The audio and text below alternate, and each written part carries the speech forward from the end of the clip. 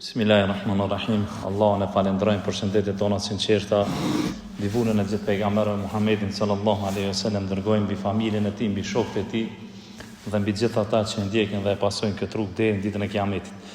Të nderuar vëllezër, vazhdojmë me mësimet tona njeh pejgamberin sallallahu alaihi wasallam përmes virtyteve të tij dhe kemi ardhur tek mësimi i 46 ku autori Imam Neveviu na flet për modesti. Në dersin e kaluar vëllezër kem treguar për pjesën e parë të haditheve të modestisë, nga se Imam Tirmidhiu këtë kapitull ka sjell plot 13 hadithe. Kështu që një pjesë të këtyre haditheve na në dersin e kaluar e kemi lexuar para jush, ndërsa sot me lehen Allah do të vazhdojmë pjesën e mbetur të haditheve që Imam Tirmidhiu i ka mbledhur që lidhen me modestinë e pejgamberit alayhi salatu wasalam.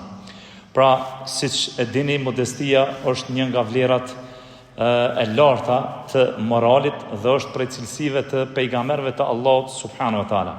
Prandaj, modestia reflektohet në sjellje dhe në veprimet e njeriut. Njeriu kur e sheh në pamjen e jashtme se si sillet, si duket, se si vepron njeriu, atëherë e shet tek ai edhe nivelin e modestisë së tij. Pra, pamja jashtme një personi tregon nivelin e modestisë të atij njeriu. Prandaj edhe besimtari vëllezër duhet me pas edhe besimtari duhet jetë modest gjithmonë, sepse besimtari e ka një model që duhet mu pasu, e ka një shembull që duhet mu ndjek, e ka një virtyt që duhet me përvecu, dhe këto virtyte i gjejmë tek ai i cili është më i dashuri tek Allahu subhanahu wa taala, i cili është më i dalluari dhe më i pajisuri me virtytet më të larta, e ajo është Muhamedi sallallahu alaihi wasallam. Pra të gjitha këto i gjejmë tek kush? Tek pejgamberi Allah dhe vula gjithë pejgamberëve Muhamedi sallallahu alaihi wasallam, për atë edhe duhet të ndjeket dhe të pasohet. Dhe jo rastësisht i madhi Zot thot për pejgamberin e Zotit në Kur'an tek surja Kalem ajeti numër 4 thot, me të vërtet ti je me virtyte të mëdha. Dhe pjesë e virtytit është edhe modestia që i dërguari Allahut Muhamedi sallallahu alaihi wasallam e ka treguar me njerëzit përgjithësi. Ka ardhur një hadith për haditheve të sakta që e gjejmë tek Imam Muslimi me numrin dorë 2865, që e transmeton Katade radhiyallahu anhu, i cili thotë se i dërguari Allahut ka thënë: Allahu më shpolli mua, bëhuni modest, ashtu që mos të mburreni mes njëri tjetrit dhe as të mos i bëni padrejti njëri tjetrit. Pra Allahu më ka shpall, më ka urdhëruar më bë modest që mos më mburr me njëri tjetrin dhe as mos me i bë padrejti njëri tjetrit. Prandaj vëllezër, pse të mos jetë ky moral pjesë e personalitetit tonë? Modestia. Pse të mos jemi modest kur modestia i ngrit dhe i ka ngritur ata të cilët kanë qenë para nesh? Pse të mos të përvetsojmë këtë virtyt të kulturës, këtë virtyt të atyre burrave që Allah subhanahu wa taala i ka përmend Kur'an që janë të përgëzuar me xhenet. Ata janë pejgamberë të Allahut, ata janë shokët e pejgamberit Muhammedit alayhi salatu wasalam, që janë dalluar me virtytin e modestisë. Para të dhe i dërguari Allahut na thot në hadithin tjetër që gjejmë ashtu tek Imam Muslimi 25:88, thot kushdo i cili është modest për hir të Allahut, Allah subhanahu wa taala ka me ngrit atë person. Pra kush bëhet modest për hir të Zotit, i madhi Zot ka me lartësu atë person. Andaj modestia vëllezër dini se është pjesa thelbësore e moralit muslimanit. Për atë dhe pejgamberi alayhi salatu wasalam, kur lexojmë historinë e tij apo ngjarjet mes tij dhe sahabëve, apo ngjarjet mes tij dhe pabesimtarëve, shihet aty se sa modest ka qenë i dërguari i Allahut me të gjithë njerëzit në çdo sferë të jetës dhe në çdo aspekt që ka pas të bëjë me jetën e njeriu. Dhe autori i vëllezër na bjerë hadithin me numrin dorë 336 nga Hasan ibn Ali, që është nipi i pejgamberit, djali i Aliut radhiyallahu anhu, i cili thotë se e kum pyet dojen tim Hind ibn Abu Hala, i cili ka ditë shumë mirë me përshkruaj dhe me rrëfy dukjen apo fizionominë e pejgamberit alayhi salatu wassalam.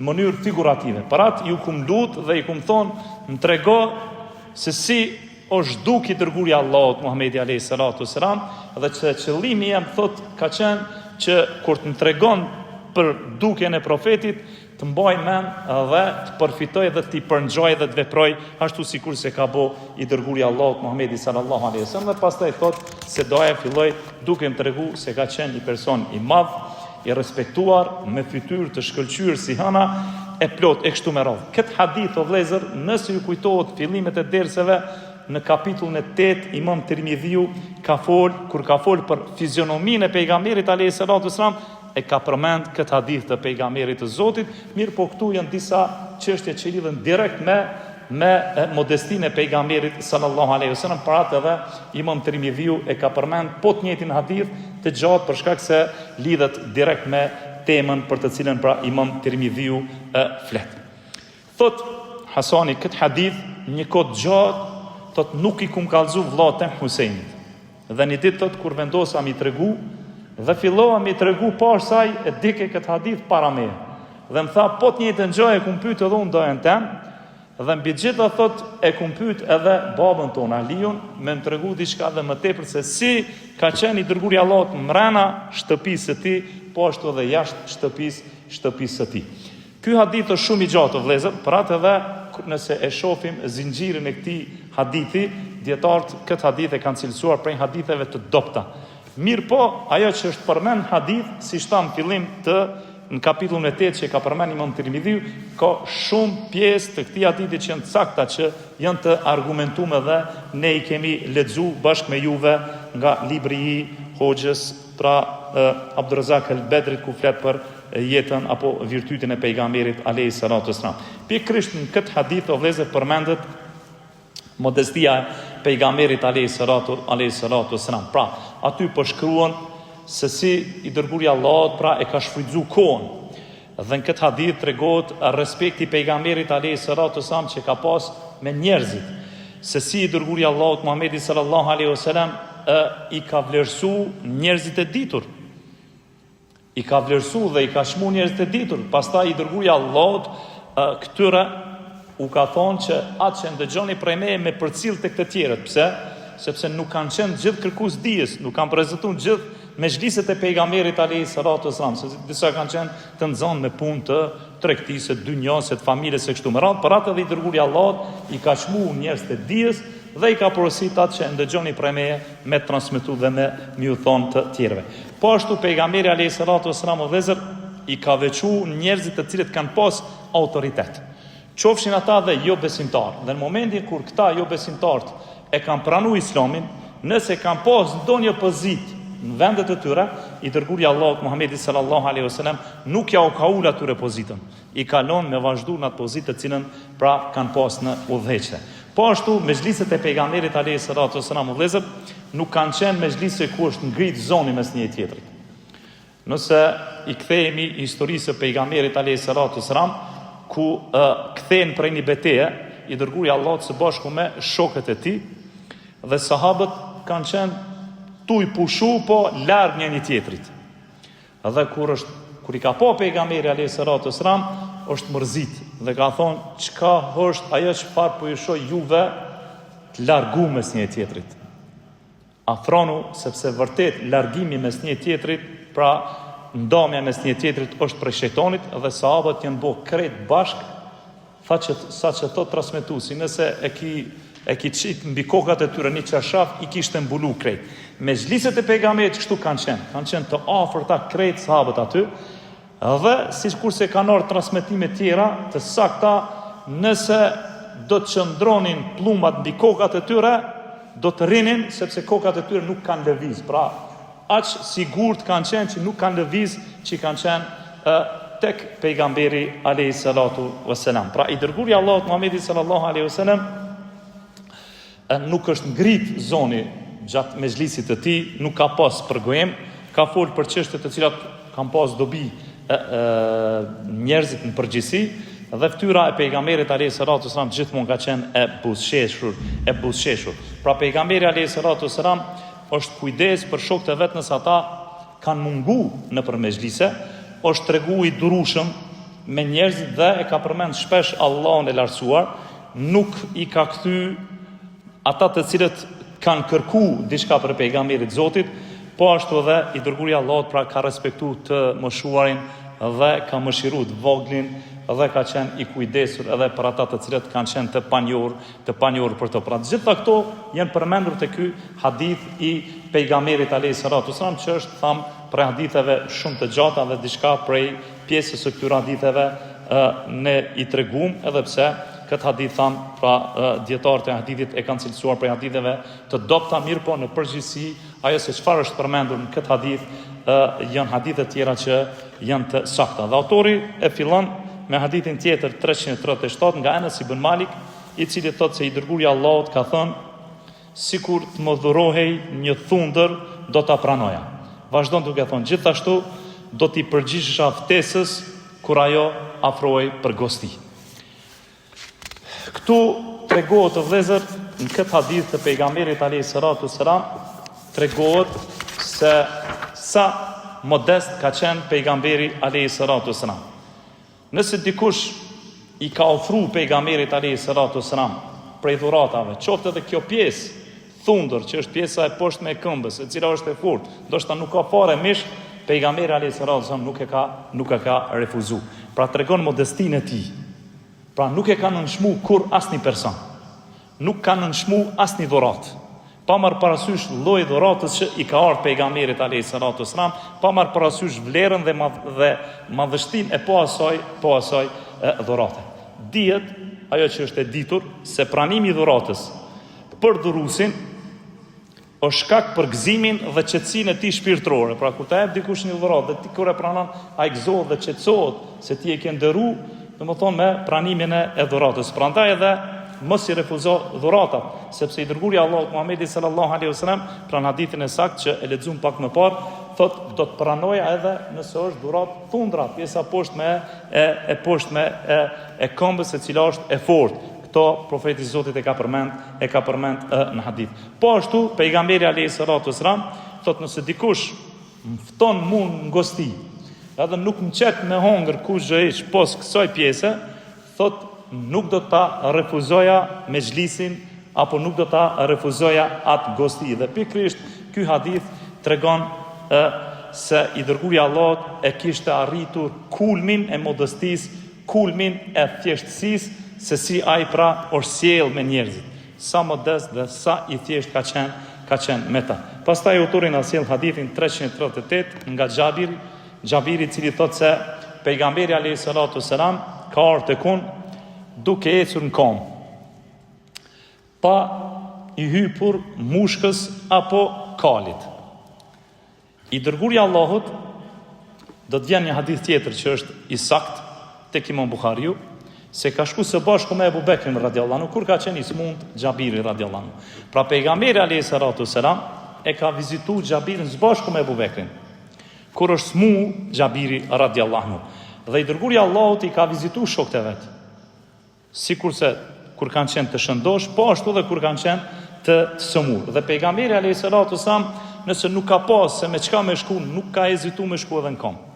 Pra nuk e ka pas problem. Nëse ka pas gomari, ka hyp gomarit. Pra nëse ka pas kafsh, i ka hyp dhe ka shku me to. Por nëse nuk ka pas, nuk ka prit me gjetë në një transport. Jo, ka shku në kom dhe ka vizitu të sëmurin, apo i ka vizitu edhe shokët e vet. Pra Xhabiri në këtë hadith na tregon se sa modest ka qenë pejgamberi i Zotit. Ka ecë në kom, s'ka pas me çfarë me shku me ecë prej kafshëve, ka ecë në kom dhe ka shku i ka vizitu pra shokët e vet. Pra, edhe nëse nuk ka pas mjet të udhëtimit, nuk ka kërku, nuk ka huazu mjet të udhëtimit, por se ka shku në kom dhe i ka vizitu shokët e vet. Pra, profeti i Zotit ato që ka pas në dispozicion, që ato e ka shfrytzu. Nëse ka pas deve, e ka shfrytzu deve. Nëse ka pas kal, ka shfrytzu kalin. Nëse ka pas mushk, e ka shfrytzu mushkën. Nëse ka pas diçka që është më e vogël, siç ka në hadith pon që themi ne që është racë më e vogël e kalit, që nuk është racë arabe, është racë e uja, edhe ato pejgamberi alayhis salatu wasalam pra e ka shfrytzu. Mbi të gjitha, modestia ti ka bëu që ai mos me lon vizitën edhe nëse nuk ka pas mjet të udhëtimit ka shku në kom. Ky hadith i pejgamberit alayhis salatu wasalam dhe ky veprim i pejgamberit Zotit të vëllezër tregon thjeshtësinë për kushtimin dhe dashurinë që pejgamberi alayhis salatu wasalam e ka pas për shokët e tij. Pra, nuk ja ka kurzu vetës që me domos duhet me pas diçka në mjet të udhëtimit për me shku une edhe mi vizitu të tjerë. Pra Xhabiri radiallahu anhu kur e transmeton këtë hadith, hadithi që tregohet se aty ka qenë edhe Ebu Bekri, hadithi është tek Imam Buhariu për haditheve të sakta, thotë se i dërguari i Allahut ka ardhur bashkë me Ebu Bekrin ton, ndërsa ato ton kam qenë i smund dhe jam kom pa vetdije. Nuk ka pas vetdije Xhabiri. Dhe thotë kur erdhi i dërguari i Allahut ka kërku me i dhon ujë me marr abdes. Dhe në momentin kur ka marr abdes pejgamberi i Zotit Muhamedi alayhi salatu wasalam, thotë me atë ujë të abdesit më ka spërkat, ndërsa unë jam zgju prej vetdijes. Dhe në momentin kur më ka dalë xhumi, kur jam zgju, thotë Xhabiri i më thonë, o i dërguari i Allahut, si ta ndaj pasurinë time. Me njerë se u koni smund, i ka unë vetdia, ka menu se ndoshta nuk do të ketë jetë gjatësi, edhe ka pyet se si me nda, do të thonë pasurinë time, dhe këtu është edhe shkaku apo sebepi që pastaj Allah subhanahu e zbret ajetin tek surja Nisa ajetin 11, ku thotë i madhi Zot Allah i urdhron për trashëgimin e fëmijëve tuaj mashkullit i takon arsa, i takon dy femra. Pra, nga modestia profetit Zotit ka qenë edhe ecja ati në kom, pra nuk është mërzit nëse nuk ka me çka me ec, ka ec dhe ka vazhdu në kom. Po ashtu, autorin asjell hadithin 339 nga Jusuf ibn Abdullah ibn Selami. Kush është Jusuf ibn Abdullah ibn Selami? Jusufi është i biri Abdullah ibn Selamit. Abdullah ibn Selami ka qenë hebrej, i ditur murg hebrej, para se me pranu islamin. Abdullah ibn Selami vëllezër është një prej parëve hebrej që e ka pranu islamin kur i dërguari i Allahut Muhamedi sallallahu alaihi wasallam është vendos në Medinë. Prej parëve hebrej që e ka pranu islamin është ky murg i ditur kur i dërguari i Allahut është vendos në Medinë, ky e ka pranu islamin. Ka ardhur një hadith i saktë tek Imam Buhariu me numrin dorë 3812 prej Sa'd ibn Abi Waqqas, i cili thot, kur flet për vlerën e këtij, thot nuk e kam dëgjuar pejgamberin alayhi salatu wasalam duke thënë për dikën që ec mbi tokë e që është banor i xhenetit përveç Abdullah ibn Selami. Pra Sa'd ibn Abi Waqqasi ai e kanë dëgju këtë pe pejgamberit Zotit. Mirë po kemi transmetime të sakta dhe hadithe të sakta që nuk është vetëm ky.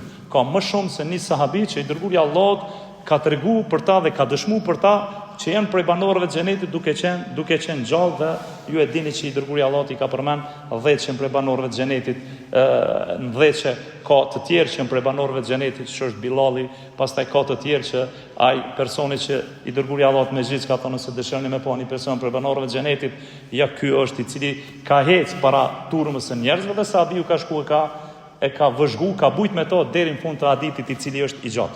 Pastaj ky thot Xhabiri, sahabiu pra Sa'd ibn Abi Waqqas, kur flet për Abdullah ibn Selamin, thot që e kam dëgju pejgamberin e Zotit duke thonë që ai është prej banorëve të xhenetit. Dhe pikërisht ky është sebebi që Allah subhanahu wa taala, pra Abdullah ibn Selami është sebeb që i madhi Zot e zbret ajetin tek surja Ahqaf, ajeti numër 10, ku thot Allahu, thuaj Muhammed, më tregoni mua se nëse ai Kurani është prej Allahut e ju e mohuat, si do t'jetë puna juaj, ndërsa një dëshmitar nga Benu Israilet e dëshmoj si të tillë, të zbritur prej Allahut dhe i besoj, kurse ju bët kryelartësi, a nuk jeni zullumçar. Pra ajeti Ahqaf 10 ka zbritur për Abdullah ibn Selamin, i cili e kishte pranuar islamin dhe ka qenë për ta thënë murg prej murgve të ditur të hebrejve. Jusufi është i biri i tij, i cili tregon hadithin. Thot pejgamberi alayhi salatu wasalam më ka emru me emrin Jusuf, edhe më ka ul në premin e tij, edhe më ka levatu kokën. I dërguari i Allahut Muhamedi sallallahu alaihi wasallam, pra kur ka lind Jusufi, e kanë dërguar tek pejgamberi i Zotit Muhamedi alayhi salatu wasalam. Dhe i dërguari i Allahut ja kanë gjitë emrin Jusuf. Dhe kjo ka qenë praktike sahabëve. Kur i kanë lind fëmijët, i kanë çu te i dërguari i Allahut. Po kështu ende vazhdon me kon. Do të thonë mesin e njerëzve, e kanë qu tek një hoç apo tek një dietar që e mjavun jamën, ose me praktikuar sunet të pejgamberit Zotit, sikurse ka vepruar pejgamberi alayhi salatu wasalam, ka mërtyp një hurmë dhe pastaj me atë hurmë ja ka ly dudat e fëmijës. Edhe Jusufi tregon. Pra se kjo praktikë e njohur tek sahabët, kur kanë një fëmijë u ka thënë pejgamberit Zotit dhe i dërguari i Allahut, pra ja kanë gjitë emrin dhe për vetëm emrin tan e ka bëu edhe këtë vepër i dërguari i Allahut Muhamedi sallallahu alaihi wasallam, duke ja fërku me hurmë dudat e gojës së fosnës.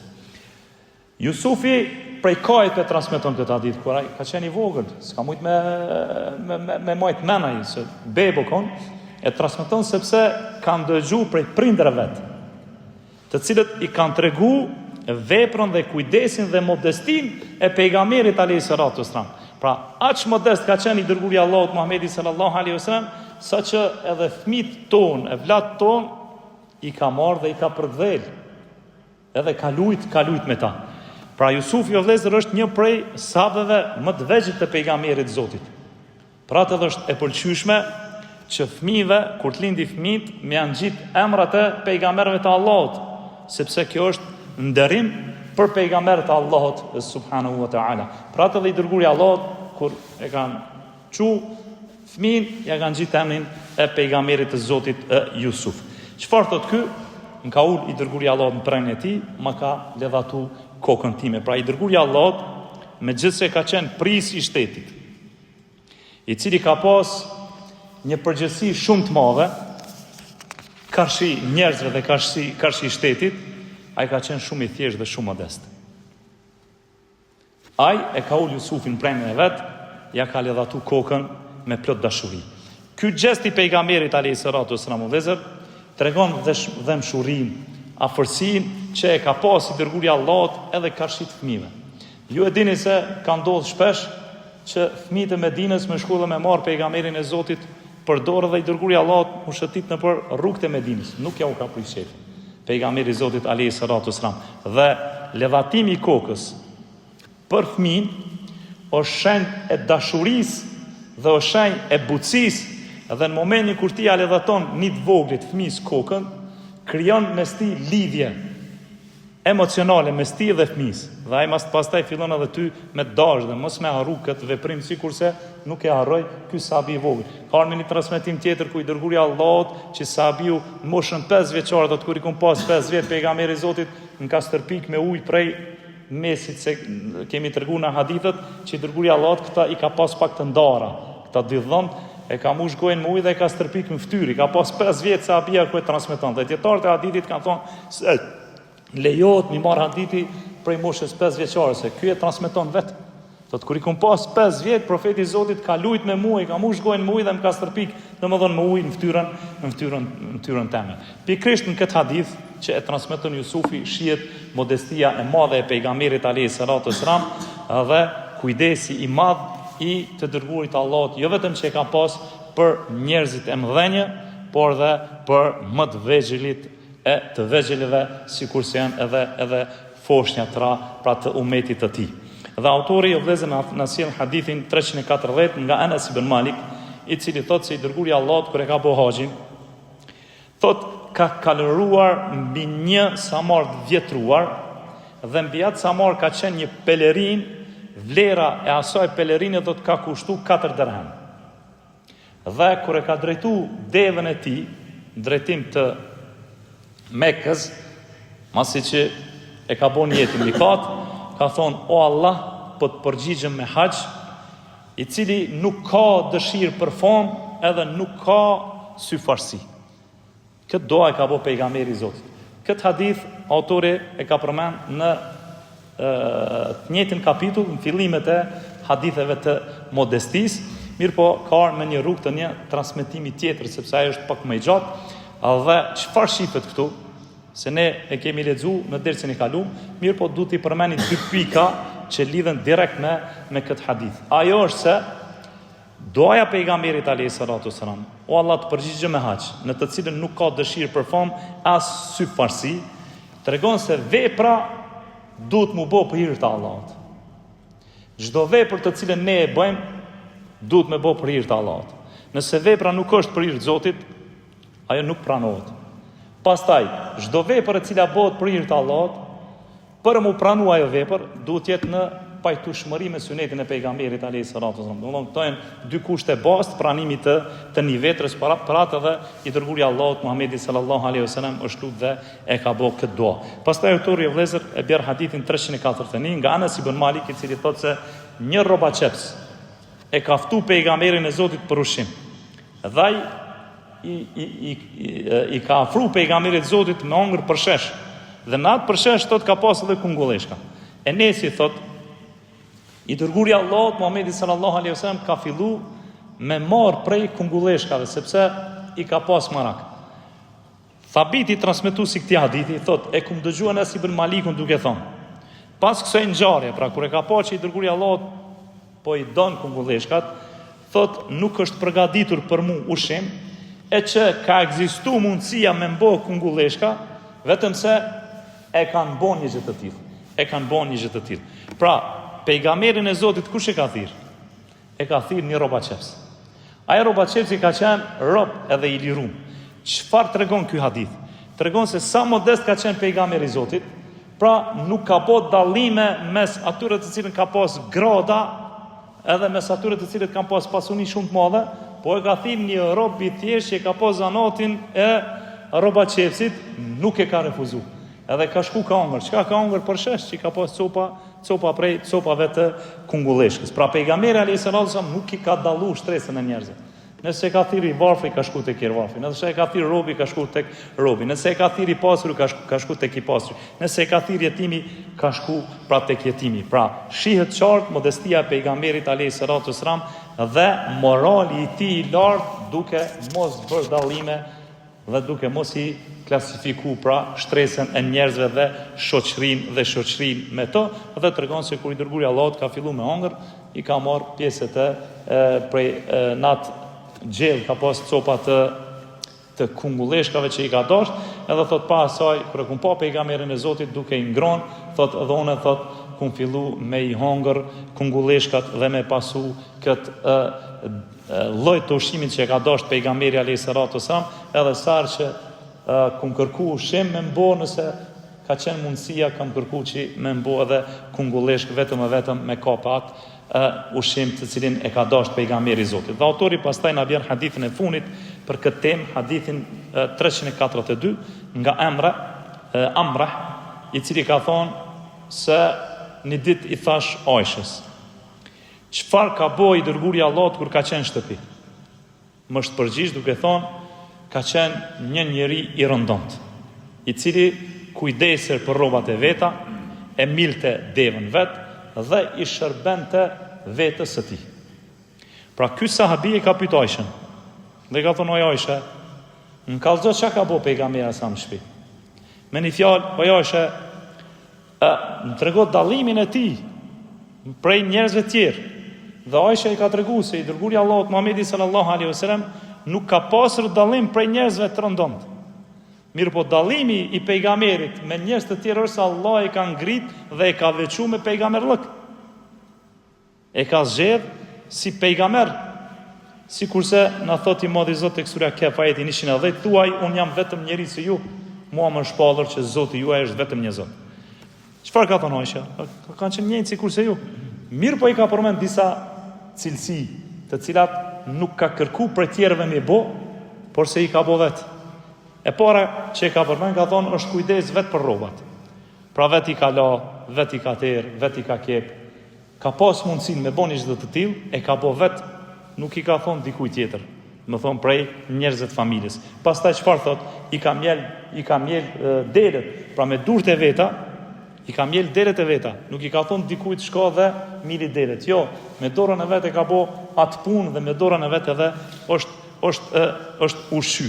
Pastaj që pos kësaj i ka shërby vetës vetë. Pra nuk i ka thonë dikujt ngritu dhe bjema qëtësan, ose ma qitë qëtëqaj, ose ma bon qëtë punë. Jo, vetë e ka po këtë punë. Pra nuk i ka urdhru të tjerë për disa gjëra që ai ka pas mundësin vetë me bon.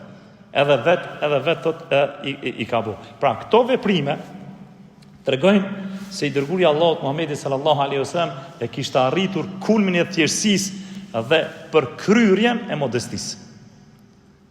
Më thonë, ka qenë shumë i thjesht dhe ka qenë shumë modest. Edhe pse ishte më i ndershmi prej njerëzimit udhëheqës i besimtarve, ai nuk e ka po, më thonë, nuk e ka po se kjo është e papërshtatshme për të, nëse ai rrin me shtresa të ndryshme, nëse ai vepron gjërat vet duke mos kërkuar prej njerëzve të tjerë. Pra, e ka po se thjeshtësia është diçka që kërkohet tek besimtarë, e ka bo që kjo më konë që pastaj dhe ne me pas si shembull dhe me ndjek këtë vepër të pejgamberit alayhis salatu wasalam, sikurse ka ardhur një hadith tek Imam Buhariu, Eswad sahabiu do të pyet Aishën, çfarë ka bo pejgamberi alayhis salatu wasalam në shtëpinë e tij?